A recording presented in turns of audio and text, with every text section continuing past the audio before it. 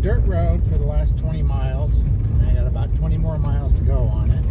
I'm in eastern Montana. Can you imagine living out here? There's no cell signal. These folks do have electric out here, but you just raise cattle. That's what you do out here. That is your business. You own a ranch, you work on a ranch.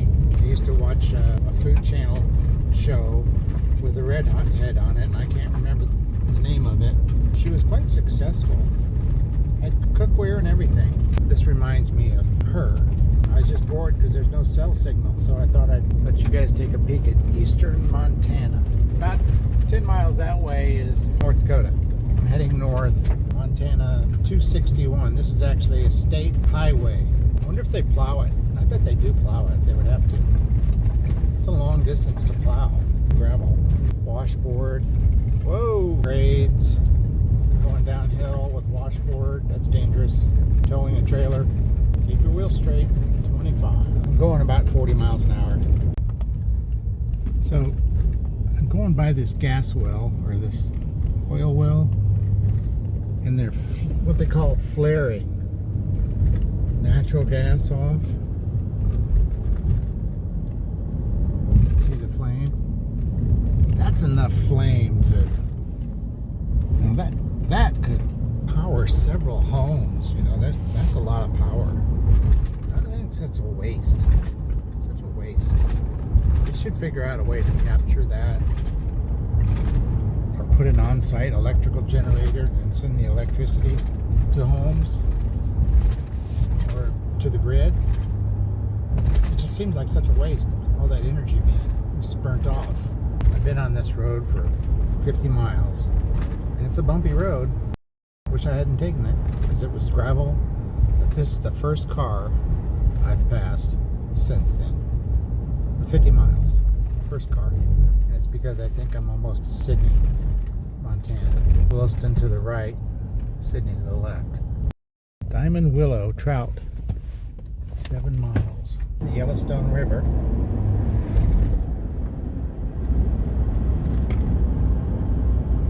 Fishing access. It's silty, not clear like you'd expect. This is Sydney. See, there's a natural gas electrical generation station. 1.5 miles. The oil well equipment through here. Pioneer Cemetery. Sydney, Montana. Gym City. School. Sydney Middle School. Nice school. Whoa, stop. Not much happening on Saturday. Montana. Sydney, Montana. Look at that mural. Lots of murals. Sunrise City. Sydney, Montana.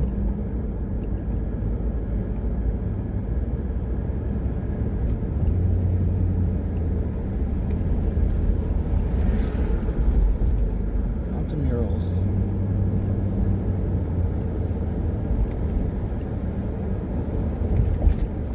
Cheerio Lounge.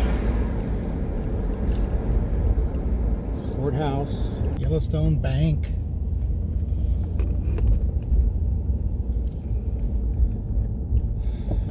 Courthouse.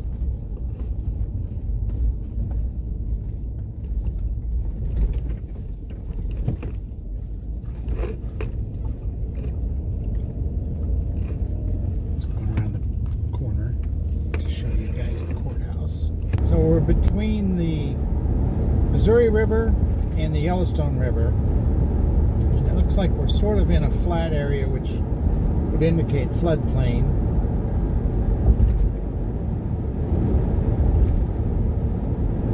I don't think it floods, though. I think it's dam controlled. Corps of Engineers has built dams upstream in both instances, which eliminates this annual flooding that would happen in this valley.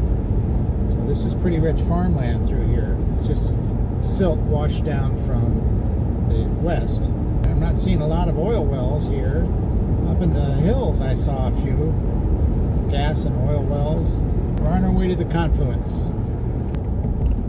This is Fairview, Montana. See a lighted football field, so there's football here. Speed trap dispensary.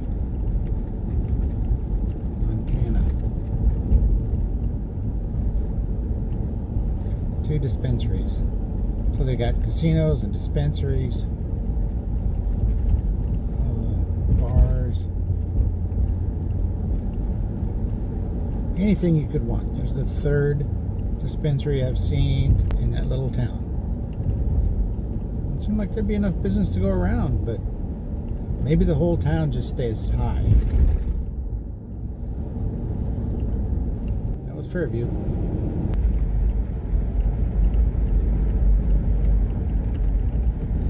Back into North Dakota. Confluence Center. Those are crude oil. They haul oil to the refinery.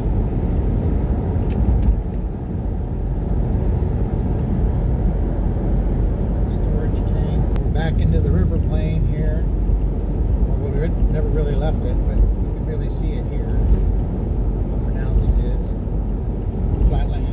About 3 miles from the water. This is the Missouri River. Welcome to North Dakota. Back into North Dakota. Back on the Lewis and Clark Trail. That old shack here at the Missouri Yellowstone confluence. Interpretive Center. We'll walk down there. Let's read this. Lesser known forts at the confluence. Fort Henry, Fort William, Fort Mortimer, and Fort William. One of the Fort Buford State Historic Sites right up the road here. We're going to go to it. Fort Henry is 1822. Trapping expeditions. Fort William, the first one, 1833. So these were trading, fur traders, all about fur. American white pelican.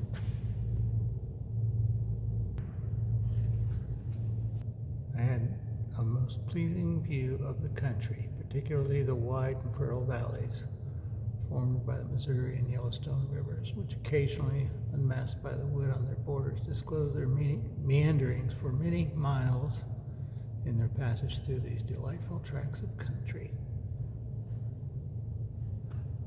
Meriwether Lewis, April 26, 1805.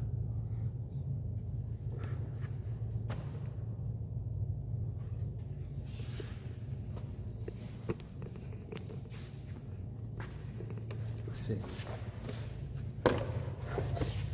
So this would be the Yellowstone here and the Missouri flowing this way.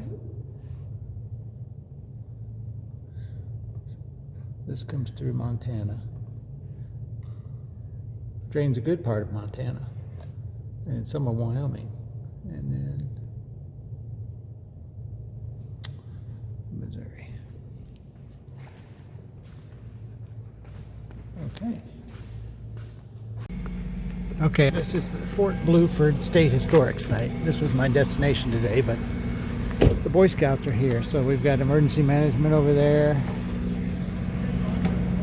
and all over the place here. Fort Buford was named for Major General John Buford, a Union commander of the Battle of Gettysburg. Establishment of Fort Buford in 1866 safeguarded the territory surrounding the confluence of the Missouri and Yellowstone rivers and served as a supply depot for soldiers operating further west. For the wind of 66-67, it was a terrible winter.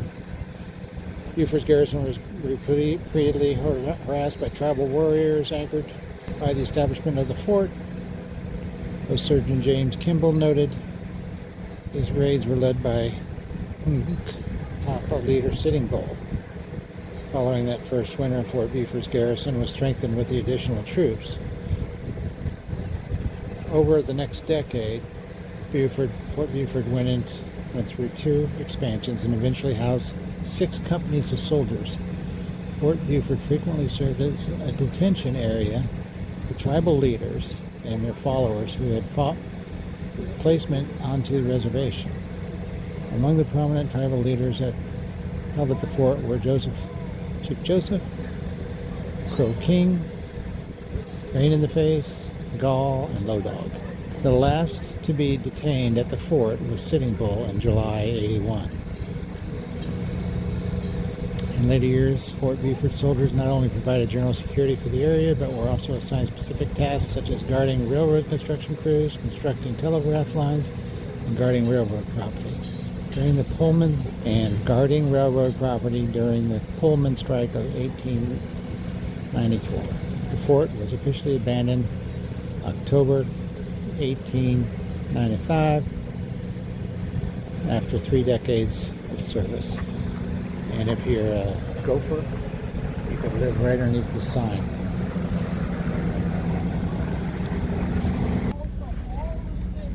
Want to tell me about the machine here? So it is a Sherp, a fully amphibious vehicle. They're built in Kiev, Ukraine, imported into Canada. Final assembly is done in Canada, and then they're brought into the U.S. Cool. How much those tires cost? A lot. The last Sherp, we did have to replace one tire, and they were $3,500, and they were smaller tires. So I'm guessing these are 4,000 or more. It comes up to about my... Well, actually, when it's full, it would be about my neck. No, it's about 6 foot high. 6 feet when it's full. Yep. And the motor is... It is a Doosan diesel. So Korean. It will carry 2,500 pounds. It'll do that actually on the water as well. It's a joystick? Nope. Yeah, well, sort of. Over on the side here. That's the shifter. It's a manual transmission, 6 speed. So the shifters there up that you're looking at there now are the turns for left and right. Pull the left side back to turn left. Pull the right side back to turn right. Okay. It's split there. Yep. And that is gear shifter? Yep. 6-speed manual. Lots of buttons. Lots of buttons. Lots It's all of levers. outfitted with the cameras and stuff? It's got a rear-facing camera, but that's it. It's got air conditioning, heat, lots of heat. Lots of heat. Out of here. Sherp USA. Imported from Ukraine. Very cool. So, how many gallons per mile? It consumes about 1.4 gallons every hour, and that's all out. I mean, if it's sitting there idling, then it'll just sip the fuel. More when you're in the water? What's that? More, it uses more when you're in the water? Anytime you're, of course, using RPMs You have on no the engine, friction. you're going to use more. Yeah, there's no friction when you're going through Right. water, hardly. You know. So, yeah, it's amphibious, and these tires are inflated now. When they're inflated, they're 6 feet tall, and they cost $3,500 each. Top speed's about 25 miles an hour. 25 miles an hour. 3 miles an hour, maybe, if you're lucky on the water. And who's this belong to? This is the Williams County Sheriff's Office. Williams County, and that county's seat is what? Williston. Williston. What's going on here today? Boy Scouts? Yes. And they're camping out. Yep. This is the campground for Fort Buford, and it's a free campground, is that right? I believe so. It is. It's a free campground, but there's a lot of noise going on, so we're not going to film anymore, but this was cool. All right, thank you. This little thing was a Western Spring Camporee 2025. Camporee sponsors. All the emergency management people. Albertsons gave them some water. There's all the Boy Scouts. They're lining up. I guess it's lunchtime. And we've got one casualty over here. Right. He died of too much plastic. I got restrooms here. Welcome to the site. Inner barracks and sergeant room. Here's the campus. Adjutant's office. They have people in costume, interpreters, but they're going to lunch. Eventually these 4 regiments of regulars would serve many posts from Texas to North Dakota. The Buffalo Soldiers. This was taken at Fort Buford, this picture of this lady. Private Carter Hughes.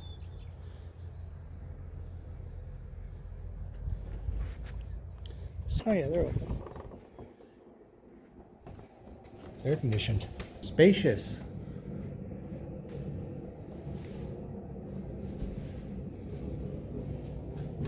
Okay. barracks.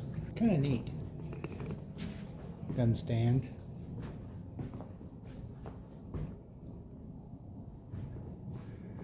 Regular Army soldiers. Fort Buford. Let's look down this. Maybe hospital.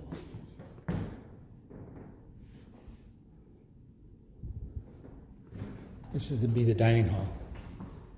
Now, why is this set up like this?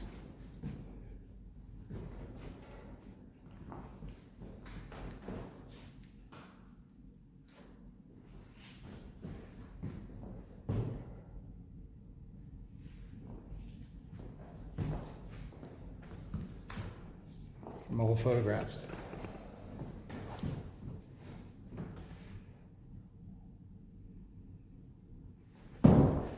Old Fort Buford. Ladies riding clothes.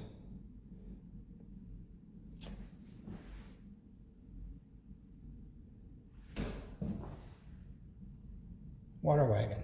Then this would be the kitchen, I suppose. Huh? Yeah.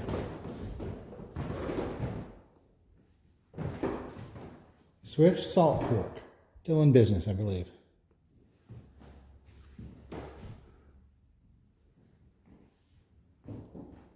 Well, there you go. Tour of the fort. There's another building, I think. This is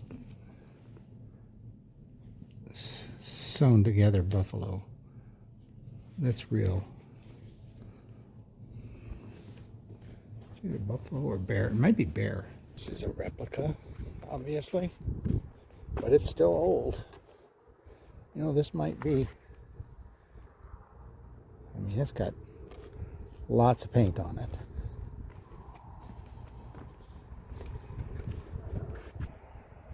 There he is. Oh, these little ground squirrels are everywhere.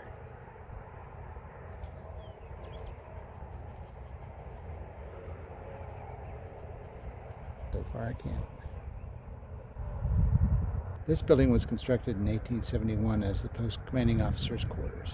It served in that capacity until 1889 when a new commanding officer's quarters was built near the north side of the post. The single most important event that occurred in this building was the formal surrender of the Hunk Papa leader Sitting Bull. So he surrendered in this building. This event helped end the warfare on the northern plains.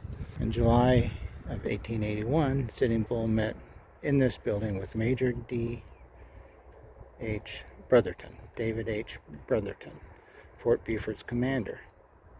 At Sitting Bull's side was his young son Crowfoot. Sitting Bull gave his Winchester rifle to Crowfoot and then told him to give a rifle to Major Brotherton.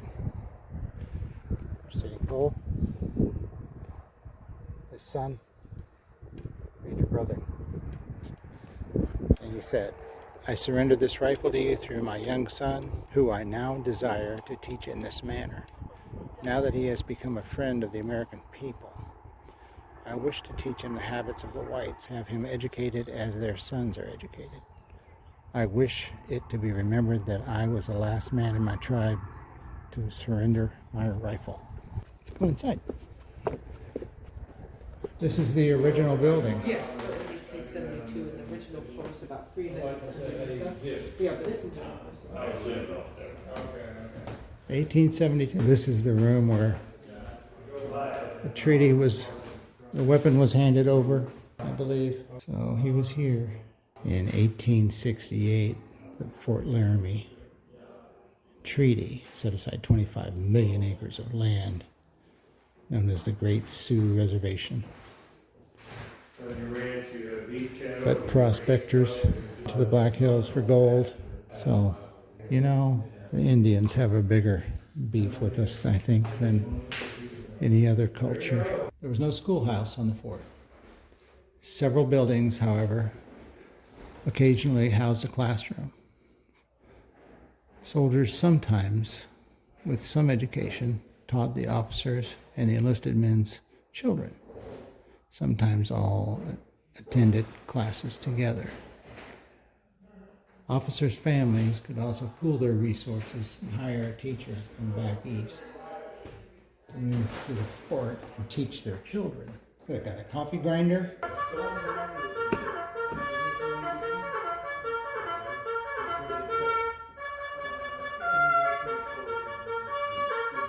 How'd you like to be one of these interpreters and have to listen to this stuff all day?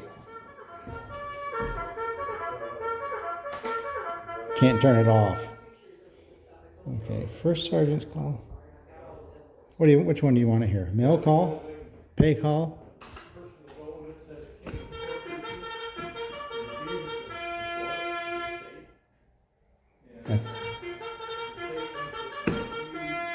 That's pay. Mess call.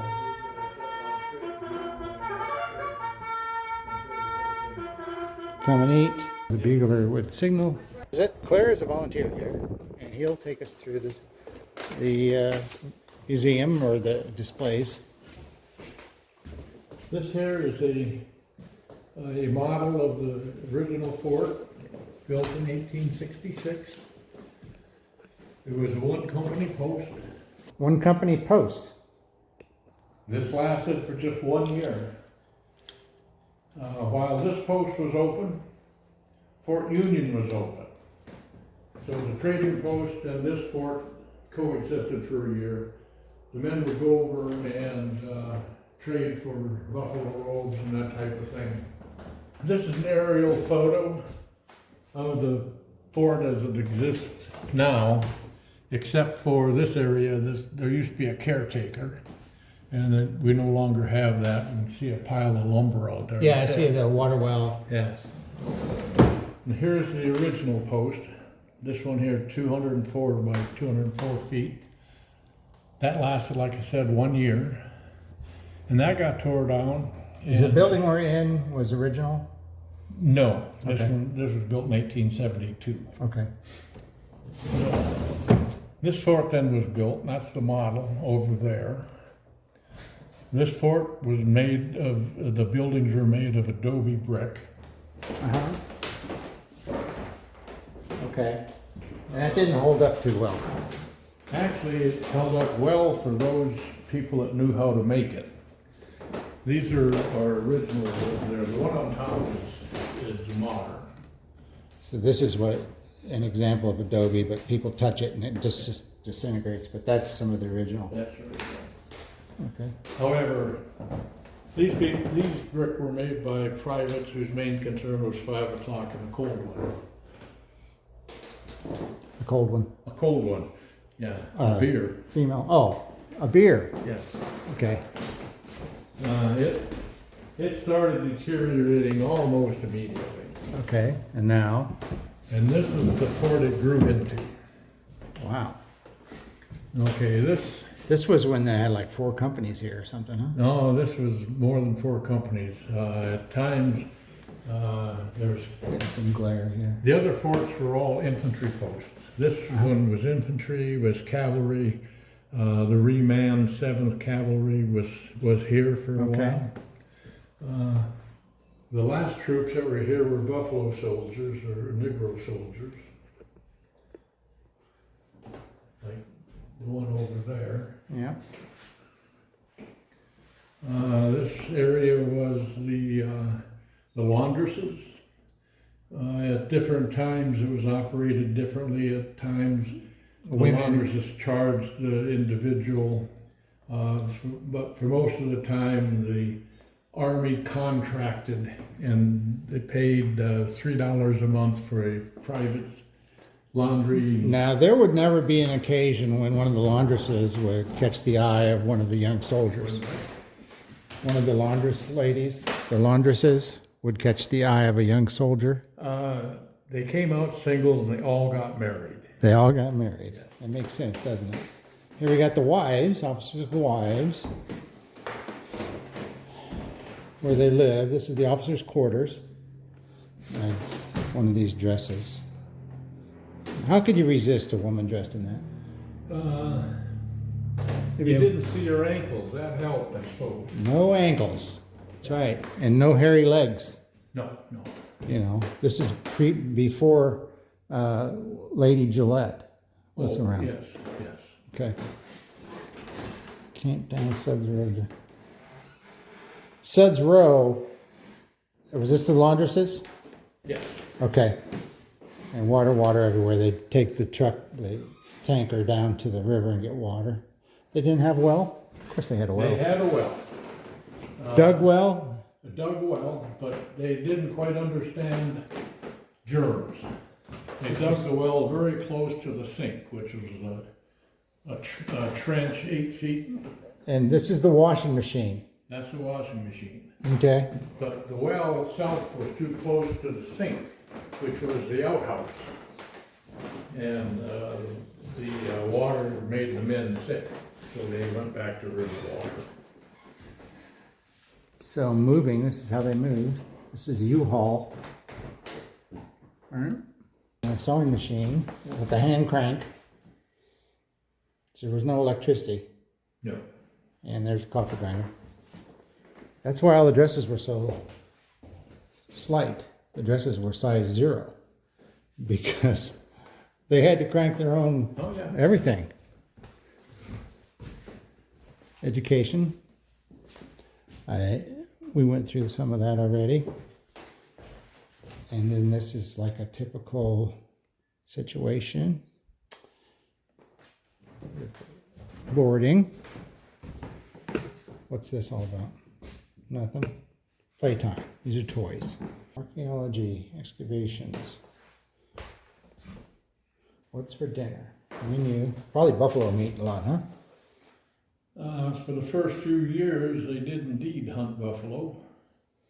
They had their own cattle herd, and they had hunters, so they would have moose, elk, deer, antelope. So a culinary treat might be a can of peaches that says might sell for $2, and a listed rat only made $15 a month. Yeah. Huh. You know, peaches now I think are $2 too. Probably. I think they are. I think we make a little more than $15 a month now, don't we? I think so, yes. Here is a riding outfit for a lady. Okay. The skirt was longer on the left side than on the right, because when she astride her horse, well, she wasn't astride it, she was side saddle.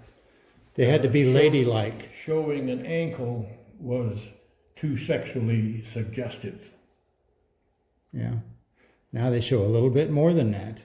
I have actually seen a girl that one knee was showing. Well, now they rip a hole through their pants. This And is the room in which Sitting Bull made his formal surrender. this is it. What's this on the floor? After the fort shut down,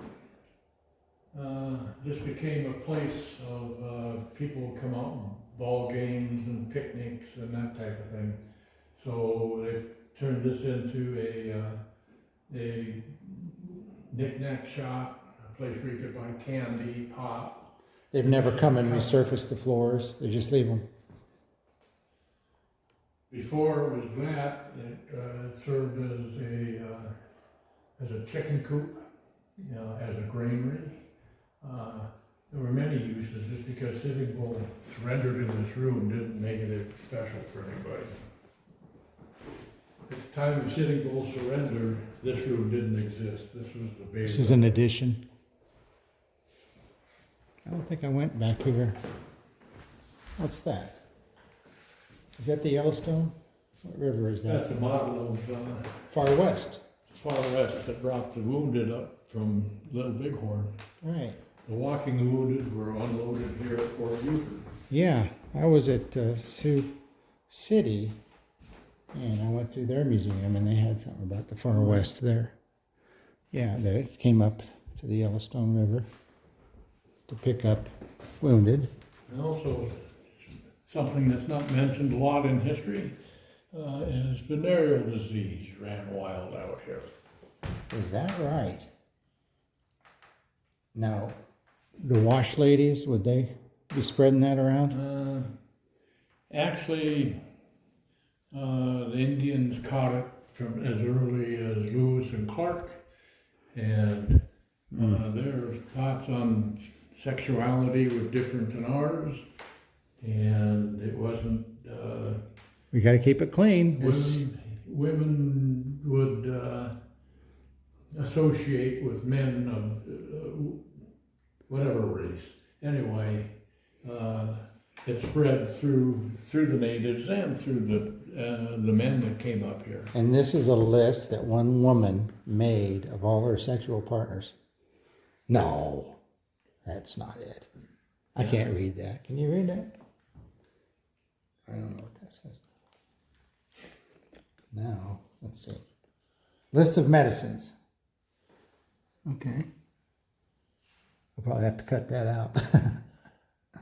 Look at the pox on her, man. BD was a problem. 7 of 10 men who reported sick on July 4th, 1968 suffered from VD. It hurts when I pee. Burns when I pee. Yes.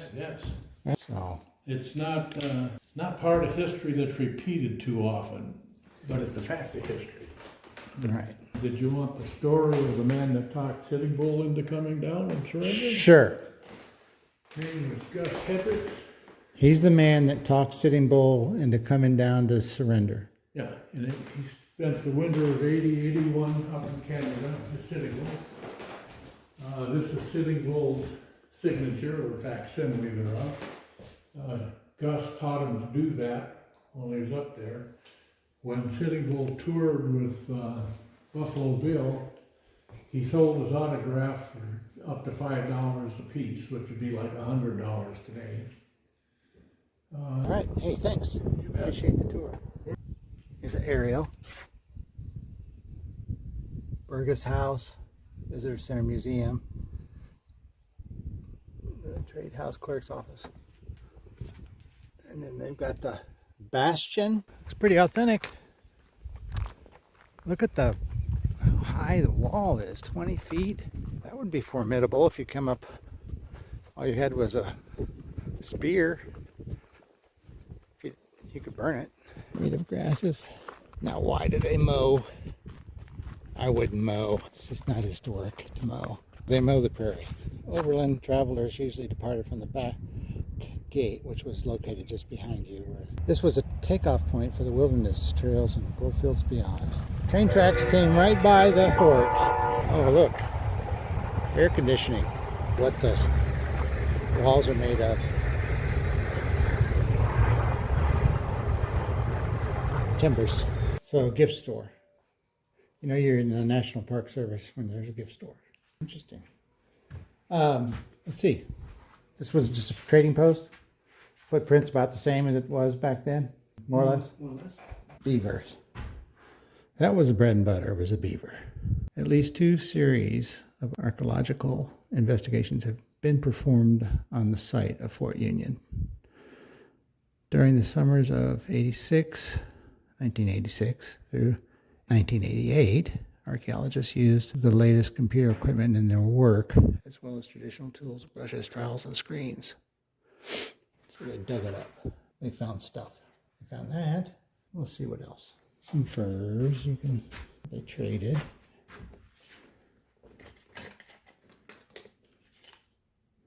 The Indians would bring in furs. The Indians were good trappers. They killed stuff. Of course, they ate the meat. They used the furs a lot. Buffalo hide.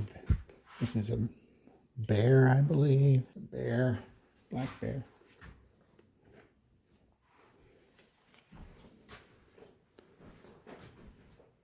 Fort Union. It was a trading post.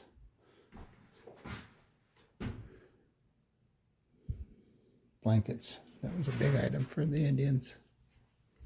Wool blankets.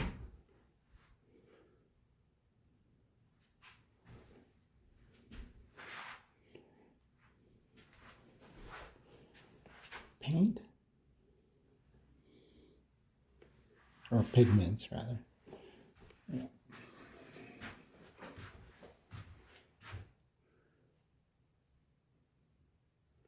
It's all about fur trading. Some of the foundations look like they were rebuilt foundations, but foundations and timbers, typical foundations of this would have been a a barrack maybe, a big round area like that for the fireplace. Square rather, not round.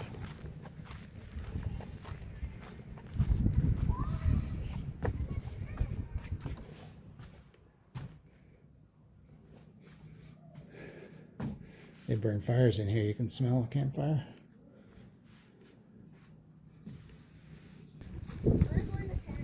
Let's go that way. That's the bourgeois house, we call it.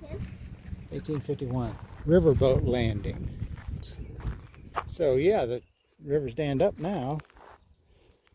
Deepwater Landing was located just a few where you are. Yeah, it's right there. That was their Deepwater Landing. Over the years, the river has changed course. The channel moved away. Entering from the riverside, passed through the outer inner gates. So it had 2 doors. You could just trade right there in that little window. Fur press. That's a fur press. That's what happened. They would take this log, put the furs here, press the furs, and that was the fur press. They would use a pulley. These guys would stand watch. Little rifle holes. If they were under attack, got a little wind coming. If they were under attack, they'd shoot through those little holes. I wonder if this is original. No, this is not. This is the modern sawmill. Nice and cool in there, though. Fort Union, Missouri River. Of course, it's changed course now. So that's curated by the National Park Service. Missouri River. This is where the 2 rivers meet. The Yellowstone in the background and the Missouri River flowing from right to left. That is an oxbow there, you see, which is just a big curve peninsula. So this is a campground attached to the Lewis and Clark Interpretive Center. Picnic area. There's supposed to be a pay box down here somewhere.